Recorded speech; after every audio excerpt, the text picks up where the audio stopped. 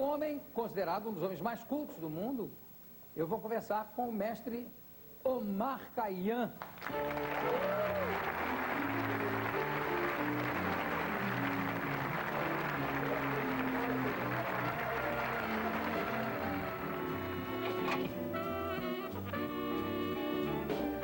Omar Khayyam, você foi considerado, eu falei, um dos homens mais cultos do mundo, mas você foi considerado o homem mais culto do mundo pela Sociedade Internacional das Ciências e é um mestre taoísta tântrico. E, bom, tem aqui alguns títulos. Eu já assisti essa entrevista dezenas de vezes e não me canso. Realmente foi um encontro memorável. Com o Jô Soares, que é considerado um dos homens mais inteligentes do país, e do outro lado o Omar Khayyam, que se intitulava o homem mais culto do mundo. Tão culto, minha gente, que ele disse que foi conselheiro de 3 papas e ainda conseguiu ser indicado para 3 prêmios Nobel. O de Física, o de Medicina e o da Paz. E ainda arrumou um tempinho para escrever 104 teses de doutorado e as defender nas maiores universidades do mundo. Nesse encontro, realmente o Jô, que é muito sagaz, levou a pior. Não porque o Omar fosse mais inteligente que o Jô, não. Mas é porque ele convidou um vigarista pernambucano que nos anos 60 e 70 pintou e bordou na cidade do Recife, enganando dezenas de pessoas e sendo preso também dezenas de vezes. Ele, inclusive, usurpou o nome de um poeta persa do século XI chamado Omar Khayyam. Olha, na realidade, a ficha criminal dele só não é maior do que as mentiras que ele contava. Posso fazer uma pergunta indiscreta, Omar Khayyam? Lógico. Você está com que idade? Estou com 99, 7 meses e 26 dias. Hein?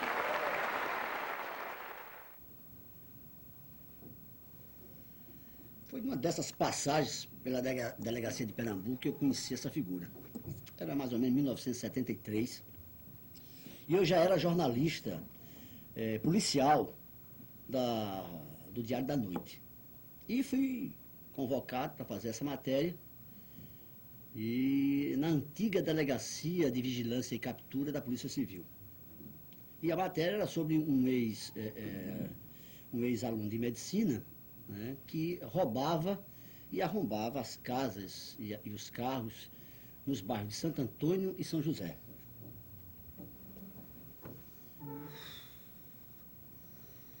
Pois é, Alexandre Selva Neto, 34 anos. Essa é a verdadeira identidade do homem mais culto do mundo. Já naquela época, ele já andava com títulos bastante engraçados. Conde Alexandre de Cagliostro. Também com esse nome, ele enganava todo mundo. Entrava em loja, restaurantes, não pagava ninguém e ainda pedia dinheiro emprestado. Mas também, quem é que ia desconfiar de um conde?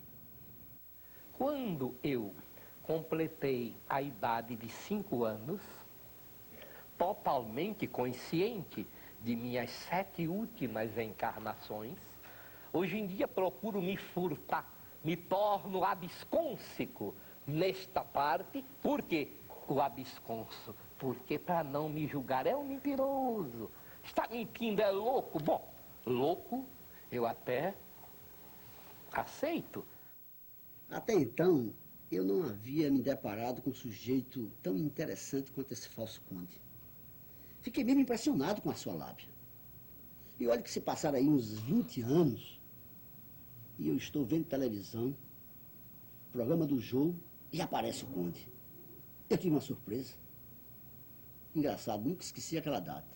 11 de julho de 2000. De lá para cá, eu venho amadurecendo a ideia de transformar a vida desse sujeito em um livro. Agora que eu estou aposentado, é que pude finalmente cair em campo. A primeira pessoa que me ocorreu a pegar informações sobre Alexandre Selva foi o aposentado delegado Jorge Tasso, que eu conheci lá pelos anos 70. Ele era corregedor da antiga Secretaria de Segurança Pública do Estado de Pernambuco. E foi lá que ele conheceu o Alexandre. E depois eu fiquei sabendo que ele era vizinho e que era fascinado pelas peripécias do Alexandre. Ele havia juntado tudo que pôde sobre esse falso conde, né? Recorte de jornais, impressões digitais, fotos e os boletins de ocorrência, né? Foi ele também que me passou todo esse material e me concedeu o que eu posso chamar de entrevista base da minha investigação. Ele era um vigarista conhecido, né? Encantador, porque ele era realmente envolvente. E quando ele chegava numa delegacia de plantão, aqui teve um delegado que já morreu, de saudosa memória, meu amigo Jader Heráclito. E Jader, quando chegava na delegacia de plantão, já telefonava para os outros delegados, "Seu Alexandre está aqui, vem para cá." Aí o pessoal ia para lá para ouvir as conversas dele, né? Nunca foi um homem violento, nunca foi um homem de dar um prejuízo material, que eu digo, um prejuízo de entrar na casa das pessoas e fazer algum mal. Não, ele tomava dinheiro. Ele tomava dinheiro com as falsas previsões dele. Eu soube que ele tinha dado um passe, não sei o que, lá, de curandeirismo, em 2 artistas famosos. E cada um teria pago a ele R$3.500. Segundo eu soube em São Paulo, Ronivon, e a outra foi Baby, hoje é Baby do Brasil, né? Era Baby Consuelo, né?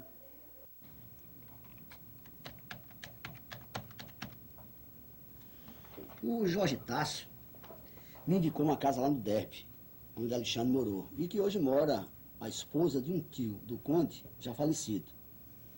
Quase me botou para correr. Minha saída era procurar o Selva, através dos amigos e também como é que chama? Do catálogo telefônico, né? Sabia que os Selvas eram de uma família tradicional dos anos 50, né? E entre eles havia médicos, farmacêuticos, que tinham um renome muito grande na cidade do Recife, né? Aí depois de uma insistência muito grande, de várias dificuldades, eu então consigo falar com 2 dos 13 irmãos do Alexandre. E eram os 2 mais velhos, que tiveram uma convivência maior com o Alexandre. Também falei com a mãe dele, a dona Lucila, já com uma idade avançada e já não lembrava muito do filho. Eu noivei com 12, passei 13 noiva e 14 me casei. Aí com 15 anos eu dei a luz dele. Não era altão não, era uma estatura assim como a sua, mas não era gordo demais, nem era magro, era fortezinho, bem forte, bonito, todo mundo achava. E ele não foi criado com a minha pessoa nem com os demais irmãos, né? Ele foi criado com as tias, devido a uma patologia que ele teve no ouvido, no otite. A infância dele foi ótima, porque ele foi criado com as minhas tias, teve condições boas de estudar, de se formar, gostar de sair, passear, namorar, mas ele também era assim, que eu via minhas tias dizer, que ele era um rapaz assim, que gostava muito de estar estudando. Eu acho que ele tem assim, o QI dele bastante elevado, né? Era esquisito, era meio diferenciado, sempre pensando assim em coisas muito altas, além das possibilidades deles. Para minha surpresa, os irmãos Júlio e Joana Laura Selva falaram sem nenhum pudor sobre as trapaças e a personalidade do Alexandre. Havia nos 2 um certo ressentimento contra o irmão, que fez os pais sofrerem e que tornou a família alvo de gozação aqui no Recife.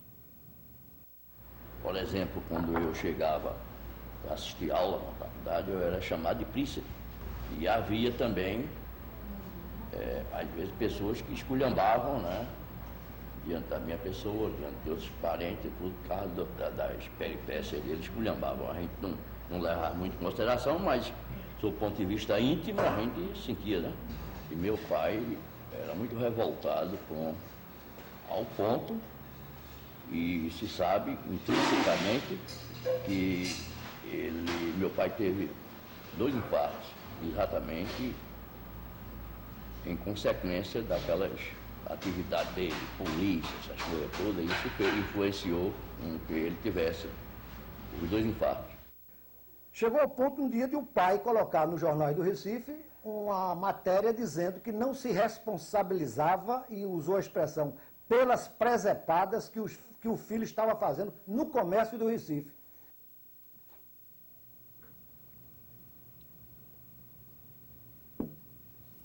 A investigação sobre Alexandre ganhou um novo fôlego quando resolvi, depois de uns anos, dar uma passadinha lá no Bar 28, lá no Recife Antigo. Lá, por acaso, encontrei um amigão, tanto de batente como de boas cachaças. O Joaquim Hermetério, o famoso e popular Joaca, ex-repórter policial de alguns jornais do Recife e também aposentado da Polícia Federal. Eu já sabia que o Alexandre tinha sido preso por mais de 5 vezes. Pelos golpes que praticava, mas ele sempre se livrava. Seja pelos seus poderes, ou seja pelos agrados que ele fazia aos agentes penitenciários. Mas o que eu queria mesmo confirmar era a sua última prisão, que foi lá em Goiás, em 2001. E pasmem, por abuso sexual. E veja a minha sorte, o Joaca não apenas confirmou, como me disse que era vizinho dele, na antiga Rua Augusta, né? Hoje Dantas Barreto, aqui no centro do Recife, né? E além dessa entrevista, Joaca me deu também o contato de um outro vizinho do Alexandre, que foi o engenheiro Luiz Lavô. Bom, eu morava nesse apartamento aqui antigo, Rua Augusta 673, e o Conde morava aqui nessa casa em frente, que o número, se não me engano, era 674. E aqui nós observávamos o movimento, todo o movimento dele, observava às vezes a saída dele, que ia até lá na esquina, com uma roupa estranha, andava com umas capas, umas coisas estranhas. Ele não andava normal como as pessoas aqui normal andavam. A fama dele não era de magia, não era nada disso. Era a fama de estelionato, fama de não pagava, fama de cheque sem fundo. Era isso, era essa a fama dele aqui. O Conde Alexandre era um menino que era normal, admirado pelas outras mães. Está aqui, minha família, 1948, com 1 ano, o Conde Alexandre, os irmãos, as tias, tudo, era uma convivência tranquila, normal. Já na fase de adolescência e adulto, segundo a minha irmã, ele já tinha realmente um comportamento mais estranho, nas vestimentas, nos contatos com os animais, ele operava os animais, como sapo, como galinha, alguma coisa desse tipo. O contato que eu tive novamente com ele foi, eu já adulto, ele saiu da Rua Augusta, foi morar com as tias em outro bairro, e já eu na fase adulta, eu jornalista, tive contato com ele através desse noticiário policial, que ele foi preso numa cidade do interior de Pernambuco, exercendo ilegalmente a profissão de médico. Ele disse a mim que pediu esmola na Índia. Então, ele me contava que conhecia o mundo quase todo. Daí ele dizer que falava 35 idiomas, não sei quantos, 70 e tantos dialetos, etc. Eu acredito que ele tenha passado 3 meses dentro de casa, trancado, estudando a língua do país, para depois sair e dizer que foi lá. Uma vez eu soube que ele na delegacia, quando ele esteve preso, hipnotizou o delegado, os soldados, tudinho e fugiu. Quando o presidente da República era aquele Costa e Silva, ele deu uma conferência no Palácio para a esposa do Costa Silva e demais convidados, era Iolanda o nome dela. Ele fez uma conferência e, por sinal, você é de maior, ele transava com ela, a esposa dele. Porque o Costa Silva era realmente, né? Bom, conversa aqui, conversa acolá. E eu acabei descobrindo um jornalista paraibano chamado Evandro Nóbrega, que teve um papel importantíssimo nessa história toda. Consegui seu contato através da redação do jornal O Norte, onde ele mantém uma coluna. Evandro entrevistou o Conde no início da década de 70 e chegou a registrar em livro a célebre passagem do Conde pela Paraíba. Neste livro, ele faz uma lista com os 40 maiores vigaristas do mundo.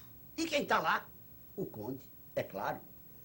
A conversa com Evandro foi fundamental para entender melhor a trajetória de Alexandre depois que ele deixou o Recife. nós fomos me chamaram para entrevistá-lo, que era um homem que está curando câncer em Pitbull. Então, jornalisticamente, a gente não acreditava nisso, mas de qualquer forma era um fato jornalístico, foi uma coisa fantástica, assim, porque ele morava numa espécie de uma paliçada com uma cabana no meio e preparou uma fogueira nesse dia, porque não tinha iluminação, e era uma noite muito escura. Durante a entrevista, entre muitas loucuras que ele disse, muitas e muitas loucuras, ele disse, você não sabe a glândula pineal do homem? Eu sei. Então ele disse, mais importante mesmo é a glândula pineal do urubu. Aí ele disse, mas por quê? Ele disse, não, porque a gente extrai dessa glândula uma substância, um suco, um extrato, e daí eu faço um remédio que cura definitivamente o câncer e outras doenças, das mais simples às mais complicadas. Eu ficava pensando nisso, ou é louco ou é gênio. A matéria que Evandro fez com Alexandre foi manchete do jornal e esgotou rapidinho. O sucesso da reportagem com o curandeiro de Pitbull foi tão grande que a rádio Arapuã colocou no ar as fitas gravadas. E aí o que aconteceu? A multidão foi para a rádio pensando que ele estaria lá. Já suspeitando da identidade do conde, a polícia também esteve lá para prendê-lo. Mas nesse exato momento, já no Tribunal de Justiça da Paraíba, eis quem está lá. O conde. E dando uma conferência para os desembargadores, juízes, advogados e os estudantes. E preste bem atenção, sobre um assunto muito importante. A influência da glândula pineal do urubu no desenvolvimento jurídico do Ocidente. Ele foi para o tribunal e fez essa dita conferência que foi aplaudido de pé. E depois de terminar a conferência no tribunal, ele pegou um táxi, alegando que ia ter um encontro clandestino aí com a senhora. Ele foi para encontrar a mulher de lá, desapareceu, ninguém sabe para onde. Santo cura câncer em Juripiroca. Foi tanta presepada que o conde fez lá na Paraíba, que eu vou nunca mais esquecer esse sujeito.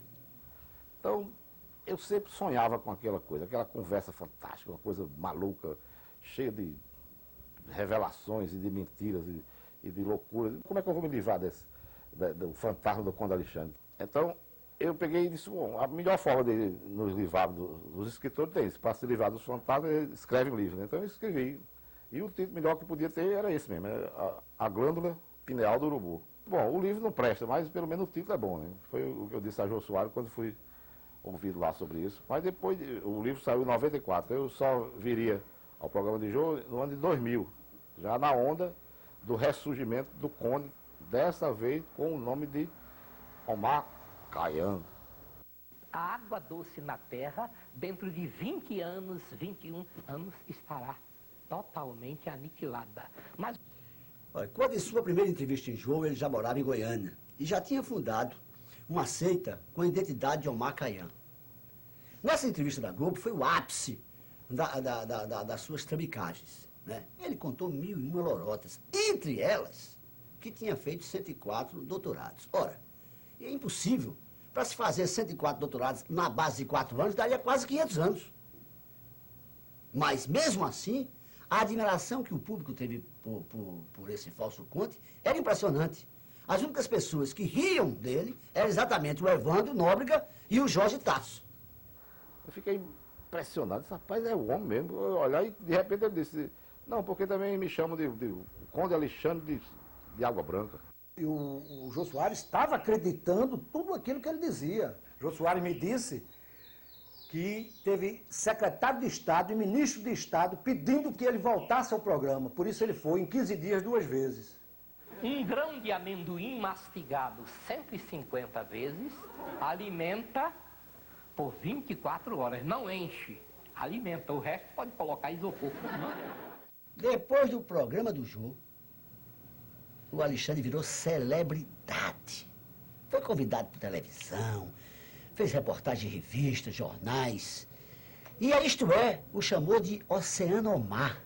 E ainda lhe deu 4 páginas. É mole? Alexandre mal sabia que, graças àquela repercussão na mídia, os seus dias de Omar Khayyam estavam chegando ao fim. O Evandro ligou para o jornalista José Neumann Pinto, do Jornal da Tarde de São Paulo, e contou a ele quem era o homem mais culto do mundo. E aí a casa veio abaixo e ele terminou sendo desmoralizado. E o pior é isso, é que o Jorge de Tasso foi ao programa do Jô no dia 8 de agosto de 2000 e levou lá exatamente as fichas com as impressões digitais e toda a ficha criminal do homem. E aí o homem, olha, acabou. Quando foi desmascarado, ele estava prestes a dar uma conferência no parlamento latino-americano. Iria cobrar 125 paus por cabeça. Aí foi quando estourou o escândalo e ele teve que cancelar. E ainda teve que tirar o site do ar que ele usava para vender seus livros e fazer propaganda das suas conferências. Nesse site também tinha elogios à sua personalidade, de pessoas como Einstein, Gandhi e o Vinícius de Moraes. Eles, amigo íntimo do Omar Khayyam. E o mais interessante, no site, era o seu currículo. Tão interessante que Jorge de Tasso nunca esqueceu. Recebeu das mãos do Papa Pio XII o título de doutor enciclopédicus, com o latim, da Academia Pontifícia do Vaticano, o mesmo que recebeu Alberto Magno, bispo de Ratisbona. Presidente da Sociedade de Estudos Fitometapsíquicos e Metafísicos Internacional. Sócio perpétuo da Sociedade de Investigações Científicas de Berlim.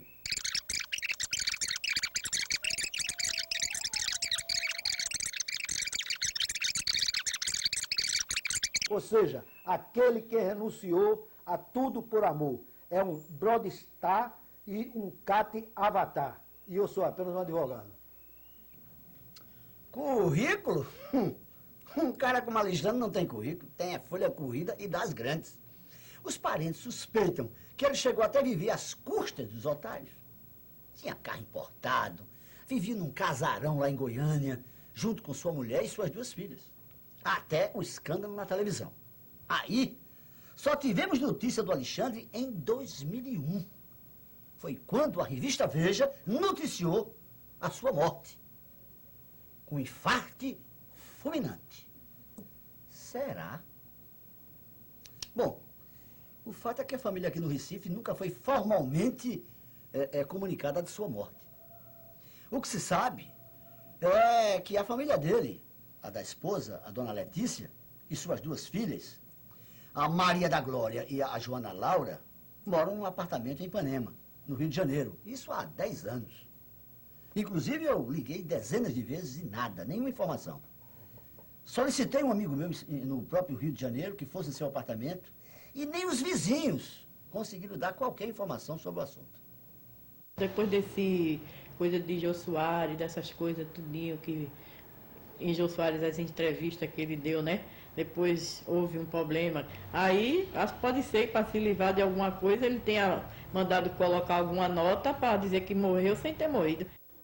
Eu não duvido nada que daqui a pouco ele apareça aí num estado qualquer, fazendo as previsões dele.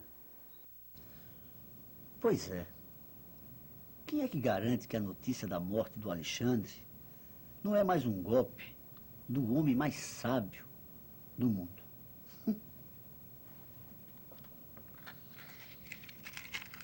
Ou melhor,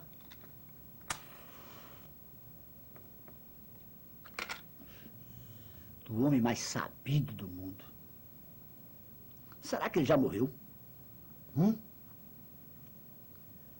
Ou será que ele sumiu? E daqui a pouco vai voltar com uma das suas 1000 facetas.